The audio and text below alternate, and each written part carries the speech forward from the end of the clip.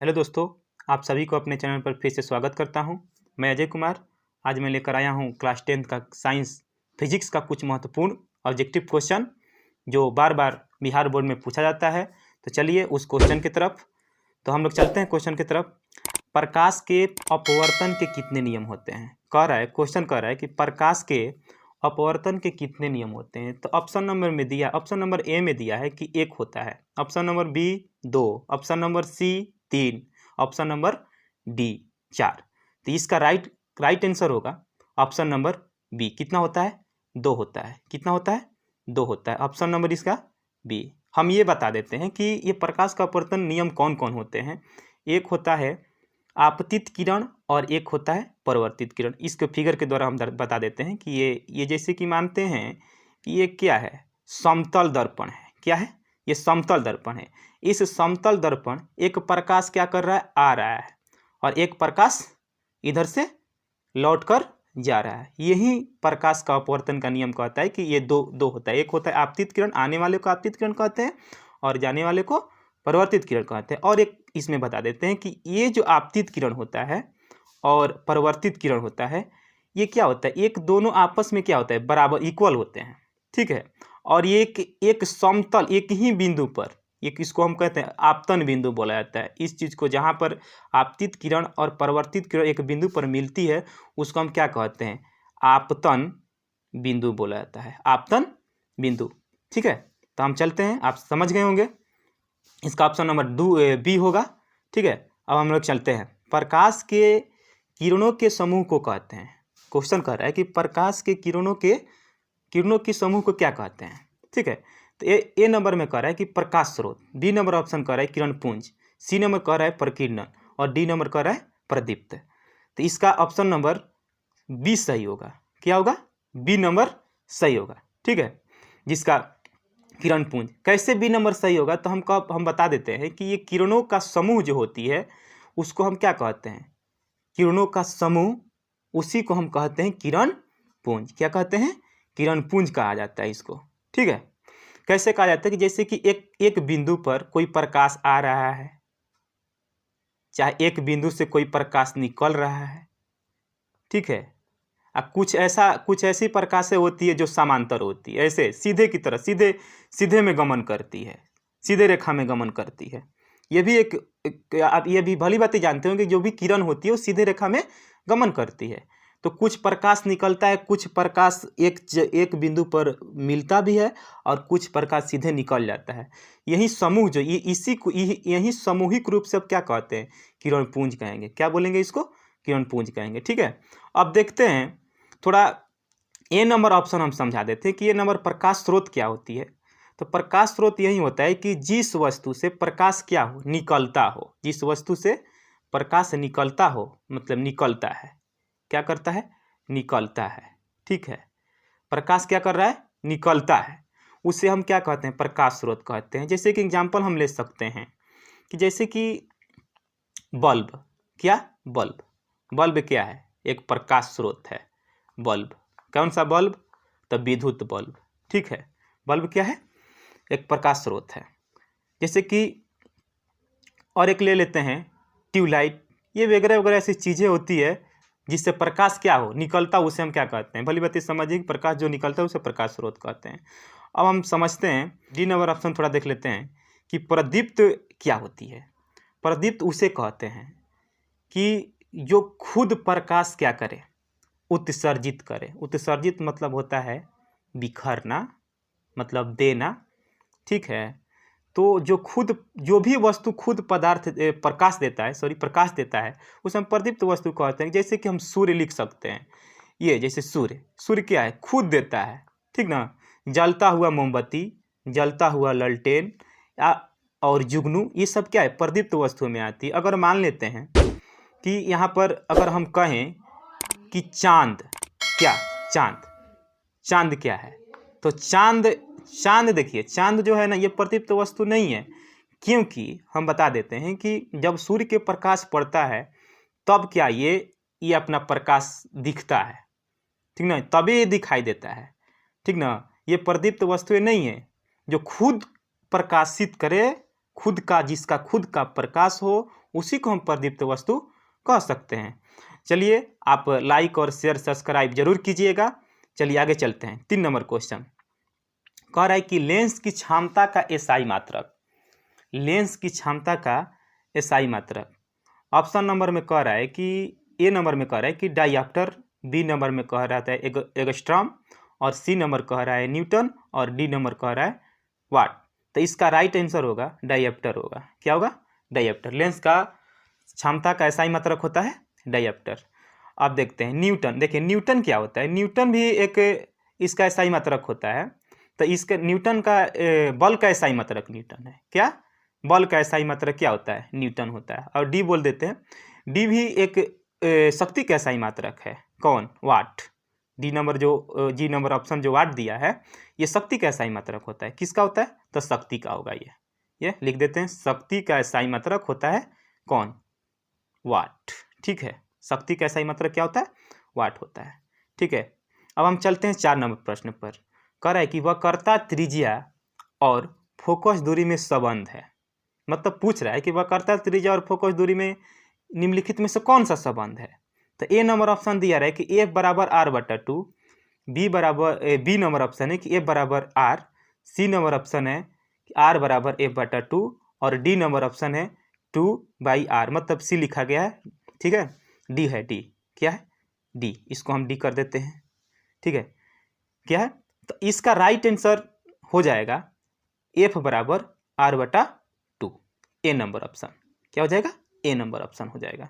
तो हमें पहले ये बताने से पहले मैं एक चीज़ और बता देता हूँ कि वक्रता त्रिज्या जो होती है हम छोटा आर से दर्शाते हैं, स्मॉल आर। ठीक है, अब फोकस दूरी मतलब फोकस किससे? छोटा एफ से हम क्या करते हैं? इसको दर्शाते हैं। यही दोनों का क्या है? एफ बराबर आर बटा 2 जो संबंध है, जो ऑप्शन नंबर ए में दे चुका है। ठीक है, हम इसको मिटा देते हैं। चलते हैं ए, यहाँ पर टिक लगा देते हैं। ठीक है, अब चलते हैं 5 नंबर क्वेश्चन क्या बोल रहा है। 5 नंबर कह रहा है कि अवतल दर्पण है। मतलब पूछ रहा है कि अवतल दर्पण क्या है। ए नंबर में है अभिसारी, बी नंबर में है अपसारी, सी नंबर में है दोनों, और डी नंबर में है क्या? डी नंबर में है मतलब नॉन ऑफ दीज, मतलब कोई नहीं। नॉन ऑफ दीज मतलब कोई नहीं। डी नंबर में क्या है? नॉन ऑफ दीज मतलब कोई नहीं। तो इसका राइट आंसर हो जाएगा बी, अपसारी है। ठीक है, इसका राइट आंसर अपसारी। अवतल दर्पण क्या है? अपसारी है। कैसे अपसारी है मैं ये भी बता देता हूँ कि देखिए अवतल दर्पण अपसारी का मतलब ये होता है, अपसारी का मतलब कि जो भी किरण पुंज वैसी किरण पुंज जिसका प्रकाश की किरणें क्या हो, एक बिंदु से निकलकर फैल जाती हो। एक बिंदु से निकलकर, अपसारी का मतलब हम समझा देते हैं कि एक बिंदु से निकलकर जो भी प्रकाश की किरणें होती है वो क्या होती है? फैल जाती है। उसी को हम अपसारी कहते हैं। अभिसारी क्या होती है हम ये भी बता देते हैं। ए नंबर का अभिसारी। अपसारी जो होता है एक बिंदु पर आकर मिलता है। क्या होता है? एक बिंदु पर प्रकाश क्या होती है? मिलती है। तो उसको हम क्या कहते हैं? इसको हम क्या बोलेंगे? इसको हम बोलेंगे अभिसारी। एक बार फिर से समझ लेते हैं कि एक बिंदु से जो फैलता है, एक बिंदु से प्रकाश जो फैलती है उसे हम कहते हैं अपसारी, और एक बिंदु पर आकर जो मिलती है उसे हम कहते हैं अभिसारी। तो हम इसको कह सकते हैं कि अवतल दर्पण क्या है? अपसारी है। मतलब ये प्रकाश को क्या करता है? बिखरता है। ठीक ना? तो इसका ऑप्शन नंबर बी होगा सही। ठीक है, अब हम चलते हैं। कह रहा है कि अवतल लेंस 6 नंबर क्वेश्चन कह रहा है कि अवतल लेंस का आवर्धन बराबर होता है। कह रहा है कि अवतल लेंस का आवर्धन बराबर क्या होता है। तो ए नंबर दिया है ए नंबर ऑप्शन दिया है u/v, बी नंबर ऑप्शन दिया है u/v, सी नंबर ऑप्शन दिया है u+v, और डी नंबर ऑप्शन दिया है v/u। तो इसका राइट आंसर हो जाएगा डी। क्या हो जाएगा? डी। अवतल लेंस का आवर्धन बराबर पूछा तो कहेंगे कि v/u।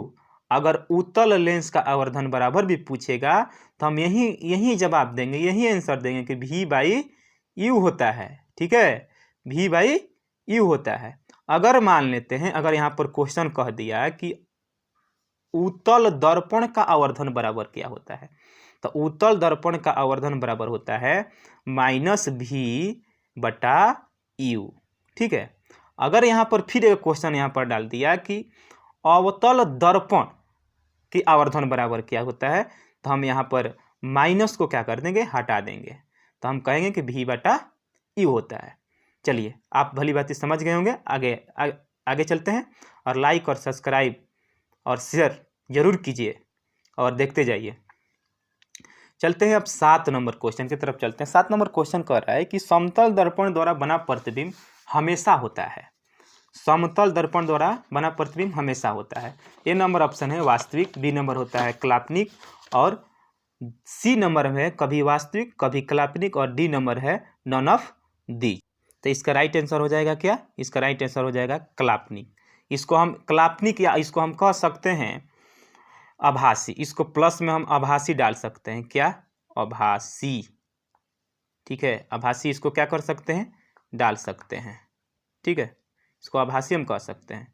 तो हम कहेंगे कि ये समतल दर्पण द्वारा बना प्रतिबिंब कैसा होता है, आभासी और काल्पनिक होता है। आभासी और काल्पनिक होता है। तो ऑप्शन नंबर बी सही है। ठीक है, अब देखते हैं वास्तविक। वास्तविक किसका होता है, तो वास्तविक होता है अवतल दर्पण का। ठीक है, अवतल दर्पण का वास्तविक प्रतिबिंब बनता है, अवतल दर्पण का वास्तविक प्रतिबिंब, और समतल दर्पण का काल्पनिक और आभासी प्रतिबिंब बनता है। ठीक है, अब हम चलते हैं 8 नंबर। 8 नंबर क्वेश्चन क्या कर रहा है, 8 नंबर क्वेश्चन कह रहा है कि हजामत बनाने के लिए प्रयोग किया जाता है। मतलब ये पूछ रहा है कि हजामत बनाने के लिए किस दर्पण का प्रयोग किया जाता है। तो कह रहा है उत्तल दर्पण, अवतल दर्पण। ए नंबर कह रहा है कि उत्तल दर्पण, बी नंबर कह रहा है अवतल दर्पण, सी नंबर कह रहा है समतल दर्पण, और डी नंबर कह रहा है तीनों, मतलब कि इनमें से सभी। ठीक है, तो हम इसका राइट आंसर हो जाएगा अवतल दर्पण का हम क्या करते हैं, हजामत बनाने में प्रयोग किया जाता है। अब देखते हैं अवतल दर्पण का हजामतें बनाने में नहीं और कुछ है। टर्च में गाड़ी की हेडलाइट होता है ना, हेडलाइट जो आगे जो बढ़ता है, उसमें भी हम लोग अवतले दर्पण का प्रयोग करते हैं।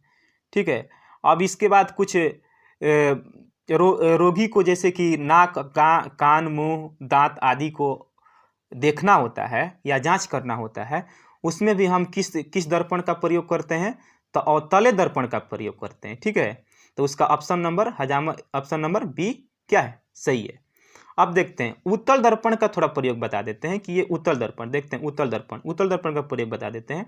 इसका देखिए, ये गाड़ी का साइड मिरर, क्या साइड मिरर में काम करता है। साइड मतलब कि मिरर मतलब होता है आईना, तो साइड मतलब जो साइड में लगा होता है, जो भी मतलब गाड़ी को जो चलाता है चाहे देखता है साइड में, उसी को हम साइड मिरर कहते हैं।